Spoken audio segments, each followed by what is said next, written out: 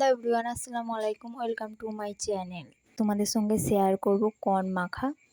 তো sweet corn আমি বাজার থেকে কিনে এনেছি। তো এখানে পাওয়া যায় না। আমি যখন আগে বাইরে থাকতাম ওইখানে পাওয়া যেত, এখানে পাওয়া যায় না বলে আমি কাঁচাই কিনে এনে বাড়িতে করি। তো এটা সিদ্ধ করব একটু হলুদ দিয়ে। হলুদটা দেওয়ার কারণ যে একটু কালারটা আসবে তার জন্য। তো 10 মিনিট এটা সিদ্ধ করে নেব। সিদ্ধ করার পর এটা মাখা বানাবো। তো কার কার এই সুইট কর্ন খেতে ভালো লাগে কমেন্ট করে জানাবে। আমার তো খুবই ভালো লাগে। তো আমি যখনই যাই কিনে আনি।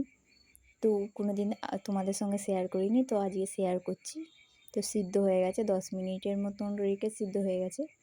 তো হলুদটা দেওয়ার পর যদি তোমাদের গন্ধ লাগে তাহলে ধুয়ে নিতে পারো ঠান্ডা পানি দিয়ে। তো আমি ধুইনি, আমাকে লাগেনি গন্ধ।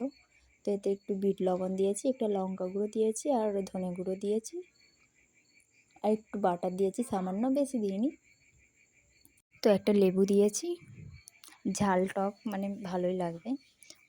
আমরা যখন বাইরে ছিলাম ওই আঙ্কেলটার মতন করতে চাই, কিন্তু ওর মতন তো হয় না, কিন্তু খেতে টেস্টি হয়। তোমরা ট্রাই করে দেখতে পারো, খুবই সুন্দর হয়।